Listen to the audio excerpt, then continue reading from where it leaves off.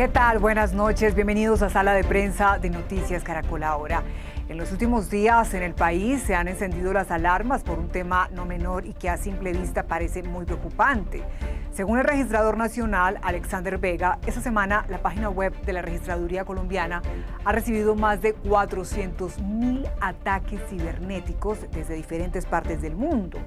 También hace unas semanas el portal web del INVIMA sufrió un ataque que lo tuvo en vilo durante varios días, recordemos, afectando los procesos de nacionalización de bienes y servicios que son importados en Colombia, haciendo que cientos de contenedores estuvieran represados en los puertos marítimos del país.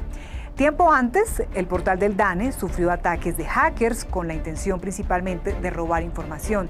Pues conociendo estos antecedentes de ataques a varios portales gubernamentales, nos preguntamos, ¿está en riesgo el sistema electoral de Colombia? Vamos a hablar de esto y otros temas con nuestro invitado. Esta noche nos acompaña Guy Sandomierski. Él es director del Javeriana Cyber Pro Center. Bienvenido a Sala de Prensa, señor Guy, ¿cómo está? Muchas gracias. Buenas noches, Daniela. Muchas gracias. ¿Es fácil intervenir en el sistema electoral de un país a través de estos ataques? ¿Estamos en riesgo? Pues fácil no es, pero sí creo que como otras naciones en el mundo, también Colombia está en algún tipo de riesgo y debe actuar de manera contundente para proteger la operación exitosa electoral, si sea para el Congreso o las elecciones presidenciales. Estas son operaciones que en los últimos años hemos visto afectados en diferentes partes del mundo, siendo las elecciones un punto de enfoque de intereses. Hay mucha actividad de ciberdelincuencia que busca afectarlas. ¿Puede blindar el software de unas elecciones? Pues aparentemente creeríamos que está blindado, pero tal vez se puede hacer algo más. Creo que primero tenemos que entender cuáles son las amenazas, cuáles son los riesgos que estamos enfrentando en una operación electoral en el ámbito de la seguridad informática o la ciberseguridad. Lo que hemos visto en otras partes del mundo en los últimos años son dos tipos de ataques o de vectores ofensivos. Uno busca afectar la opinión a través de actividad manipuladora en los lugares donde nacen nuestras opiniones públicas, que son las redes sociales, los diferentes medios abiertos, y ahí, a través de actividad maliciosa, se puede generar opiniones que no son verdaderas, lo que puede ser reportes de noticias falsas o fake news, o puede ser incluso impulso a una opinión que está en minoría a través de actividad de bots, de usuarios falsos, para poder influir la opinión pública. El otro vector de actividad manipuladora son los ataques contra la infraestructura, contra la operación electoral, y eso se puede dividir también a operaciones ofensivas contra infraestructura crítica. Por ejemplo, para poder frenar la exitosa ejecución del día de elecciones, se puede intentar de interferir con el sistema de semáforos de la ciudad o contra la operación de los servidores de la registraduría en el mismo día de las elecciones. Pero por otro lado, también ataques sobre los mecanismos que están apoyando a las elecciones. Por ejemplo, si un partido va a sufrir un ataque que llegará a negar su acceso a la base de datos de sus votantes o de la gente que ellos piensan que van a apoyarles en las elecciones, eso sin duda le va a generar daño importante. Lo hemos visto en elecciones en Asia en el último año y es algo que sin duda nosotros como Estado, como personas, como sociedad, tenemos que prepararnos técnicamente frente a ello. A propósito, ¿qué tan frecuentes son este tipo de infiltraciones? Y de las clases de saboteos o de filtraciones que nos acaba de explicar, ¿cuál es la más recurrente? Pues la respuesta es que son muy frecuentes. Has mencionado antes en la introducción 4.000 ataques esta semana contra la registraduría y las malas noticias son que este número solo va a incrementar a la medida que vamos acercando a las elecciones. Los ataques más comunes que hemos visto en el año 2021 en general en el ámbito de la ciberseguridad son ataques tipo ransomware. Ransomware son ataques que buscan a impedir el acceso de un dueño de información a su propia información, pidiendo algún tipo de ransom, de soborno, para poder habilitarle el acceso a su base de datos de nuevo. Este tipo de ataques mezclado con elecciones, sean nacionales, regionales, no es importante para este caso, pueden generar un daño importante a un candidato, a un partido que quiere entender, como que dije antes, el mecanismo de su soporte electoral en el día de elecciones. Imagínense un partido que a partir de 2 días antes de las elecciones no puede acceder a la base de datos de sus propios votantes o sus voluntarios que le están apoyando en el día de las elecciones. Así que sí, el vector más común es ransomware y puede tener un impacto importante si se realiza exitosamente en un día de elecciones. Desde su experiencia, ¿qué han encontrado en esa razón del por qué agentes exteriores buscan sabotear o infiltrar los sistemas electorales de un país? Pues elecciones o operación electoral en un país tiene muchas implicaciones. Nosotros conocemos los movimientos geopolíticos en la región, en el continente en los últimos años, lo que está pasando en otros países también. Y eso genera una situación que los ojos de América Latina, pero también de todo el mundo, están en Colombia hacia este año. Sin entrar a política, que no es mi profesión, hay mucho interés en influir de alguna manera sobre estas elecciones. Lo hemos visto también en elecciones en otros lados que fueron punto de interés. Creo que esta tendencia arrancó en máximo impacto en las elecciones en Estados Unidos, en cual ganó el expresidente Trump contra la candidata Hillary Clinton. Ahí nació un escándalo con el nombre de la empresa Cambridge Analytics, influencia ilegítima sobre operación electoral. Podemos esperar que Colombia se está tomando todas las medidas necesarias para prepararse frente a estas amenazas, porque creo que los que están en el sector no tienen duda que intentos de ataques frente a las elecciones de Colombia sí van a llegar. Pues hablando de esas medidas, en estos casos, ¿cuáles son esas medidas de seguridad que se deben tomar?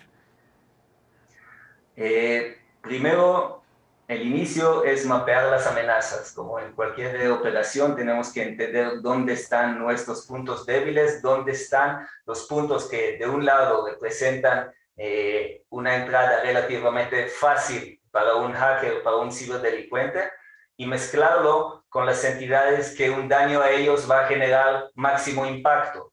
De nuestro conocimiento aquí en Javeriana Cyber Pro Center, el gobierno nacional con sus diferentes entes profesionales se están preparando, han arrancado planes de preparación, entendiendo la amenaza de los ciberataques en la operación electoral que va acercando. Después de mapear estas amenazas, toca inmediatamente remediar cualquier brecha que se puede detectar en este mapeo preliminar, entender si tenemos entidades que sus servidores no están suficientemente protegidos con las herramientas técnicas y también de políticas a partir de aparatos técnicos como firewalls bien configurados, permisos de acceso configurados correctamente a los que atienden estos servidores y hasta la conciencia que tienen los usuarios que usan estos recursos digitales frente a estas amenazas. Gran parte de la preparación es entender cuál es la amenaza y si bien se hace el trabajo, entonces se detecta cuáles son estos blancos fáciles y ahí se robustiza los procedimientos, las políticas, pero sobre todo la parte técnica para que se complica mucho el trabajo o el reto de un ciberdelincuente a entrar y afectar nuestra operación. Como que dije antes, hasta lo que nosotros sabemos aquí en Javeriana Cyber Pro Center, este trabajo se está haciendo en Colombia, las entidades entienden la amenaza y se están preparando correctamente. Desde aquí estamos apoyando de la mejor manera posible. Qué bueno. Señor Gay, en Colombia el registrador nacional dice que el hecho de que se vote manualmente hace que esté protegido el sistema electoral. ¿Usted lo ve así o qué piensa?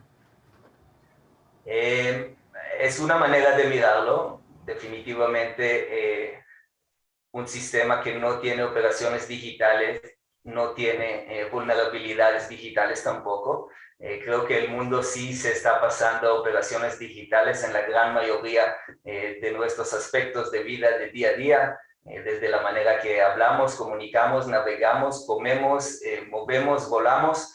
Casi todo se hace de manera digital y creo que Colombia también va a llegar a proceder a actividad digital pronto en las operaciones electorales, porque eso es lo que hacia allá camina el mundo. Sin embargo, el hecho que el mismo acto de votación se hace de manera manual no asegura una protección completa a la operación electoral, que es una operación muy completa y compleja. Sabemos, por ejemplo, que el registro o la inscripción de los votantes se hizo parcialmente a través de medidas digitales. Sabemos que toda la operación de estos cuerpos que apoyan a la ejecución de las elecciones también trabajan de manera digital y sabemos que toda nuestra operación de día a día hoy está hecha de manera digital en el entorno cibernético y por eso ataques no deberían necesariamente ser dirigidos hacia el mismo mecanismo que registra los votos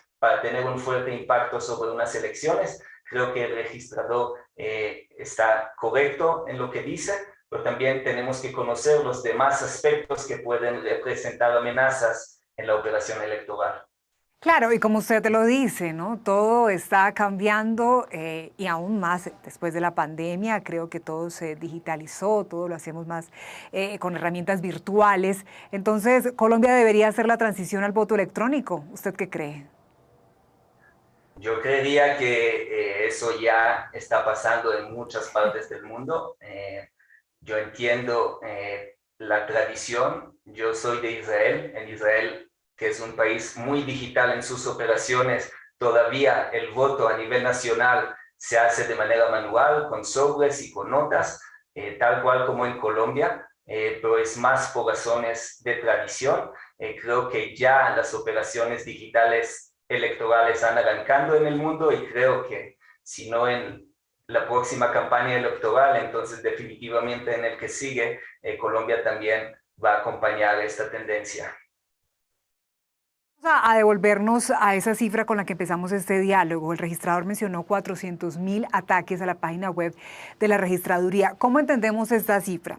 ¿Normal cuando se avecina un proceso electoral? ¿Es promedio? ¿Debemos que preocuparnos? ¿Estamos en alerta o no? ¿Cómo lo entendemos? Y tal vez si pudiera hacer alguna comparación con otros países, señor Gay. El número como tal es alarmante, pero tenemos que entenderlo y ponerlo en el contexto correcto. Cuando dices 400.000, eso no significa que hay ahorita 400.000 secciones de ciberdelincuencia sentados en sus búnkers y lanzando ataques contra la operación en Colombia. Un ataque cibernético muchas veces suele incluir vectores de ataque que van paralelamente en gran cantidades. Quiere decir que si yo soy un hacker que quiero penetrar algún base de datos, una persona, una organización, vamos a lanzar un ataque que tiene muchos agentes que trabajan de manera paralela y así los números van a inflar. Cuando estamos hablando de 400.000 intentos de atacar, de hackear, eso no significa que habían 400 intentos independientes de ataque, así que creo que el número es más aterrizado si lo estamos considerando en el contexto operacional. Sin embargo, como que dijimos antes, no cabe la duda que van a ser muchos intentos contra la registraduría, o cualquier otra entidad que apoya a las elecciones para poder generar un impacto sobre estas elecciones, porque como que bien sabemos, hay muchas entidades, muchas organizaciones entre el país y fuera del país que tienen interés especial en las elecciones de este año. ¿Cuáles son esos países referentes en cuanto a la seguridad de sus sistemas electorales? Creo que las tensiones geopolíticas son un asunto para expertos de diferentes tipos, pero si estamos quedándonos en el ámbito de la ciberseguridad, entonces conocemos muchos centros de desarrollo de potencia mundial a nivel de desarrollo de ciberseguridad, que ciberseguridad siempre tiene la parte defensiva, pero también la parte ofensiva. Entonces, países que tradicionalmente han sido líderes y pioneros en este sector son Estados Unidos, Inglaterra, Rusia y también Israel. Son países que han desarrollado sus propias capacidades a nivel Estado. Ataques que se generan a nivel país, a nivel Estado, muchas veces suelen salir al mundo y después, derivados de ellos, los estamos encontrando en ataques que no son de países, sino que son de organizaciones. Así que este desarrollo que protege a los países también a veces genera amenazas en otras partes del mundo. Colombia debe y está aprendiendo de las amenazas, de los ataques, de los fenómenos en el entorno cibernético en todo el mundo para poder implementar estas lecturas, estas lecciones y proteger la infraestructura nacional y las elecciones nacionales. Y creo que estamos en ese proceso, ¿no, señor Gay? Como le mencionaba al comienzo, pues creo que es la primera vez en la que tenemos ataques reiterativos a instituciones tan importantes para el país, INVIMA, la registraduría, el DAN, entre otras, y yo creo que estamos en ese momento de aprender también, de ponernos a prueba, pero ¿usted ve algún riesgo para nuestro país, más cuando estamos en un momento electoral? ¿Cómo nos ve? Para relacionar a la primera parte de tu pregunta, definitivamente creo que estamos en un momento de aprendizaje. Tenemos que poner ese fenómeno en contexto. Estamos hablando de un fenómeno que ha venido afectando el mundo dramáticamente en los últimos 5, máximo 8 años. Eso, si estamos mirando periodos de historia, es muy corto plazo. Y es un plazo en el cual países tienen que entender la amenaza, tomar medidas y prepararse frente a estas amenazas. Creo que Colombia, muy parecido a muchos países en el mundo, está aprendiendo, está analizando y midiendo los riesgos y ya está tomando acciones para protegerse. Te voy a contar que la semana pasada tuvimos aquí en la Pontificia Universidad Javeriana un encuentro internacional de ciberseguridad. Llegaron expertos, creo, de todas las entidades relevantes en Colombia, desde el Comando Conjunto Cibernético, el Ministerio de Tecnologías, todas las fuerzas.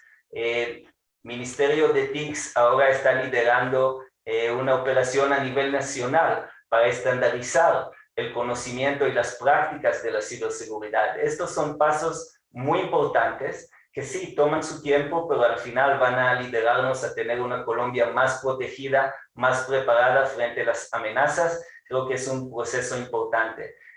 Para relacionar a la segunda parte de tu pregunta, Daniela, yo pienso que sí, uno debe ser preocupado mirando las amenazas de la ciberdelincuencia, pero creo que eso no es específico para Colombia, sino para cualquier país que está enfrentando elecciones críticas, estratégicas. Estamos viendo ataques sobre la operación electoral en países desde Europa, Estados Unidos, Asia y también en América Latina. Y como ahora este año nos toca a nosotros, debemos actuar, debemos hacer todo lo posible para asegurar la operación más limpia y correcta posible. Que así sea. Y a propósito, señor Gay, quisiera que nos contara ya para terminar este diálogo el trabajo que hacen ustedes en el Javeriana Cyber Pro Center. Excelente, gracias. Javeriana Cyber Pro Center es el primer centro de excelencia de ciberseguridad en Colombia. Es un centro que tuvimos el honor de inaugurarlo el año pasado.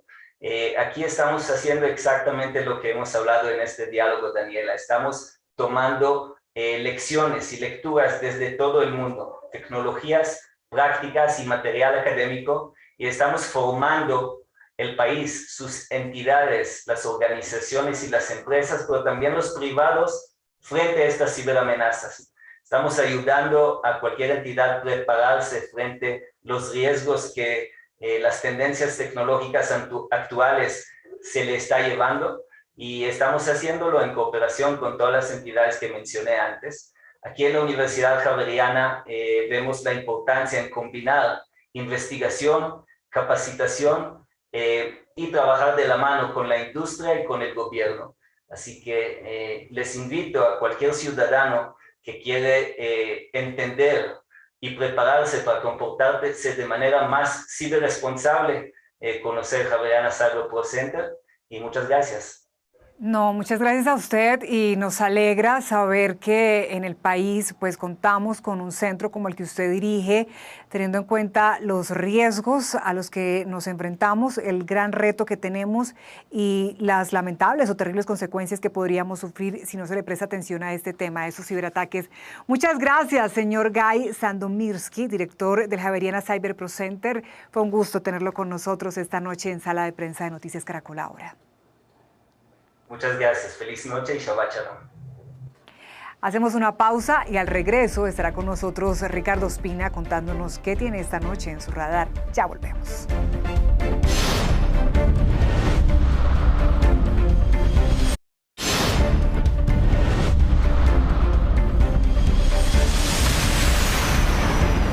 Ya estamos de regreso en Sala de Prensa y a esta hora saludo a Ricardo Ospina, director de Servicios Informativos de Blue Radio, quien nos cuenta qué tiene esta noche en su radar. Ricardo.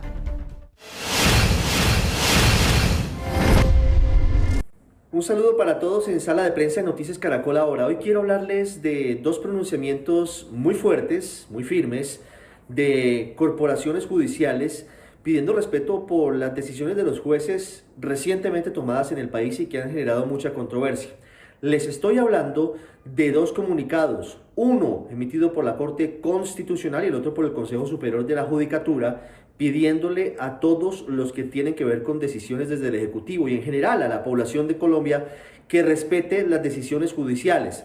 El telón de fondo de este duro pronunciamiento inicialmente de la Corte Constitucional, firmado por los 8 magistrados actuales y una magistrada encargada luego de la salida de Alberto Rojas Ríos, tiene como telón de fondo las críticas que hizo públicamente el presidente Iván Duque en contra del fallo de esa Corte que despenalizó el aborto en Colombia hasta la semana 24 de gestación. El presidente Iván Duque dijo que no es posible que en una democracia 5 magistrados, que fueron los que votaron por esa posibilidad, decidieran por la mayoría de la población. La Corte dijo que ese pronunciamiento, aunque no lo menciona directamente, es un paso previo al desacato, lo cual no es permitido en un Estado social y democrático de derecho, pero además dijo que se debe respetar la determinación de los jueces, que además toman esa determinación por mandato de la Constitución y que no tiene nada que ver con que sea o no una determinación adoptada por las mayorías. En el mismo sentido se pronunció el Consejo de la Judicatura, quien les pide a todos los colombianos que respeten las determinaciones judiciales por más controvertidas que sean, porque hay que recordar que la Corte Constitucional recientemente había emitido otros fallos que despertaron mucha polémica, entre ellos el aval para la eutanasia, incluso para enfermedades que no son terminales, como el caso de doña Marta Lidia Sepúlveda, quien hizo uso de esa posibilidad y a pesar de ello tuvo muchas trabas, dificultades cuando ya incluso estaba a punto de recibir la eutanasia. Lo que recuerdan las Cortes y lo que recuerdan los juristas es que en un Estado de Derecho se deben respetar las competencias. Esta es de los jueces y la del Ejecutivo y la de la Iglesia y la de otros sectores está en órbitas distintas. Pero promete seguir candente este asunto. Ahora, recordando que el tema del aborto es uno de los más controversiales de los últimos días y según la reciente encuesta de Inbamer para Noticias Caracol y Blue Radio, el 83% de los colombianos están en desacuerdo con la interrupción voluntaria del embarazo avalada por la Corte hasta la semana 24 de gestación. Gracias, Ricardo. Así terminamos por hoy Sala de Prensa. A ustedes, gracias por conectarse con nosotros. Que tengan buena noche. Feliz fin de semana.